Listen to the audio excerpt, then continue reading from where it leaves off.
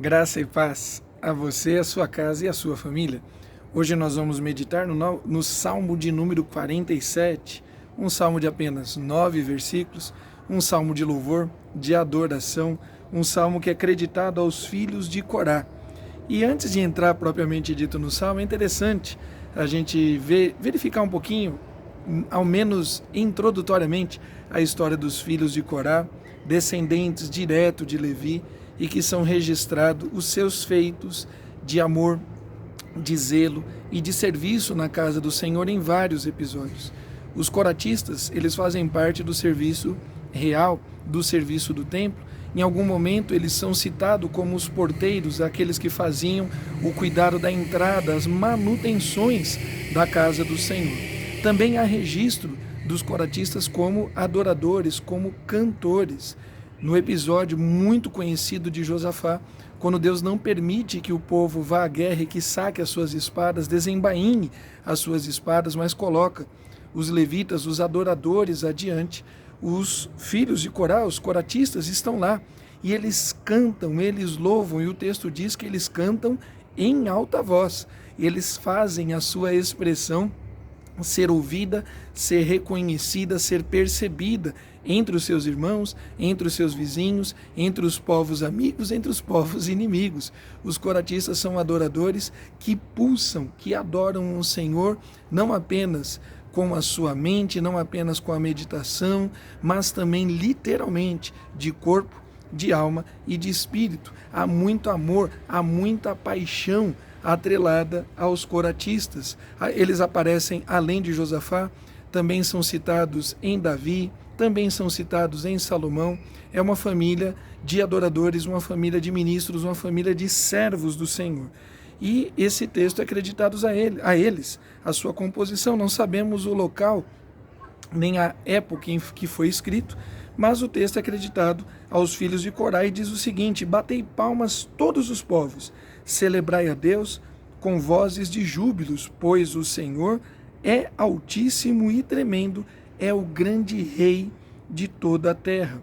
Versículo 6, salmodiai a Deus, cantai louvores, salmodiai ao nosso rei, cantai louvores, Deus é o rei de toda a terra, salmodiai com harmonioso cântico. No versículo 1 e 2, há um convite aos povos, há um convite a todas as nações para celebrarem. Batei palmas todos os povos, celebrem, celebrai a Deus com vozes de júbilo.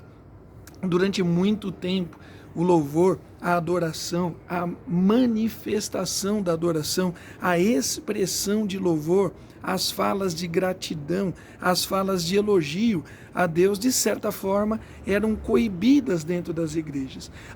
Havia-se um equívoco muito grande que reverência estava atrelada a silêncio e transformou, durante muito tempo, o culto, a reunião dos santos, a Assembleia dos Justos, o momento mais solene, o momento mais festivo, o momento mais alegre do povo de Deus, basicamente numa cerimônia fúnebre.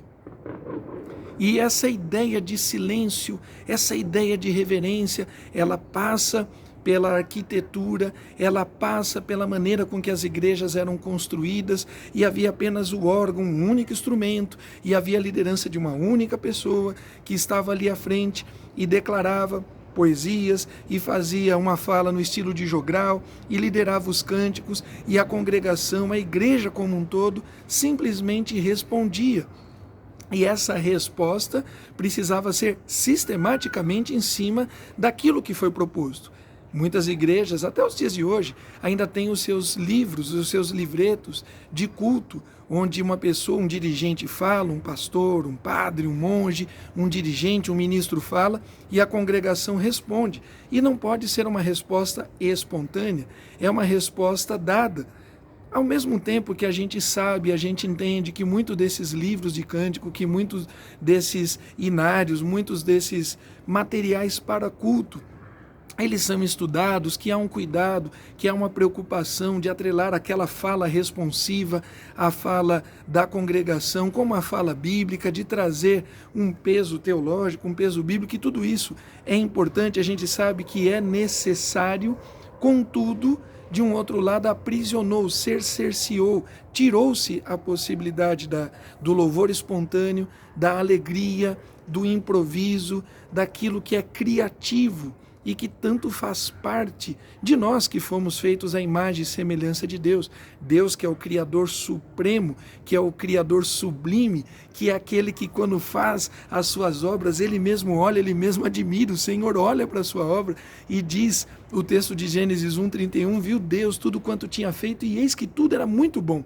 Deus não apenas cria, mas para admirar a sua obra, a sua criação. E esse Deus Criador, que é o único que cria todas as coisas do nada, nos dá o dom da criatividade, o dom da arte, o dom da música, o dom do louvor, da adoração. E de fato, os nossos lábios, os nossos corações estão cheios da presença de Deus, e através da criatividade, o povo africano, o povo asiático, a turma da Oceania, a turma da América do Norte, da América Central, e nós, chamados latinos, sul-americanos, cada um de nós tem algo novo, tem algo diferente, tem algo particular, tem algo peculiar. E nós precisamos permitir que toda a grandeza de Deus, espalhada por toda a raça humana, que se desenvolve em histórias, geografias e culturas diferentes, se expresse em louvor e adoração. Não devemos cercear, não devemos criar um padrão, olha, somente esse estilo de música, somente esse estilo de cântico, com palma, sem palma, com bateria, sem bateria, com instrumentos elétricos ou acústicos, não devemos limitar. E aqui nós vemos esse exemplo fantástico, onde os filhos de Corá, eles incentivam para que haja louvor, para que esse louvor seja em alegria, seja com brados de cânticos de júbilo, sejam com bateção de palmas. Lembramos tantos momentos de expressão espontânea de alegria no meio de Israel, na saída do Egito, Moisés trazendo um cântico, Miriam levantando, celebrando com alegria, tocando o seu instrumento de percussão, as mulheres saindo após ela em atitudes de alegria, nada combinado, nada ensaiado, nada escrito, aquilo que foi espontâneo, aquilo que saiu do coração daqueles adoradores. Davi, quando resgata a Arca da Aliança em 2 Samuel capítulo 6, ele se veste de uma estola sacerdotal, depois ele tira de uma maneira talvez até meio estapafúrdia, ele tira a sua camisa, a sua roupa, ele fica com a parte de cima do seu corpo despido, a sua mulher não gosta, tem um momento de ciúme, isso não é legal para o casamento deles, mas Davi, de maneira espontânea, alegre, ele expressa o seu louvor, ele expressa a sua gratidão a Deus. Batei palmas todos os povos, celebrai a Deus com vozes de júbilo. Nós precisamos ser ouvidos. O louvor e a adoração do nosso Deus merece ser ouvido pela congregação, pelos vizinhos, por aqueles que creem, por aqueles que duvidam, para que eles saibam que sim, há muita alegria naqueles que conhecem a Jesus. De novo, mais uma vez, durante muito tempo, equivocadamente, as reuniões cultísticas, o local da adoração, o local da comunhão, havia um excesso de silêncio, como silêncio representando a reverência, e não é o caso, porque nós vemos também nas visões da eternidade, em Isaías, em João, que havia brados de cântico, havia brados de vitória, os anjos declarando santo, santo, santo é o Senhor dos exércitos, vozes de multidões como vozes de trovão, manifestação de relâmpago, a natureza junto com os seres humanos, outros seres espirituais louvando a Deus.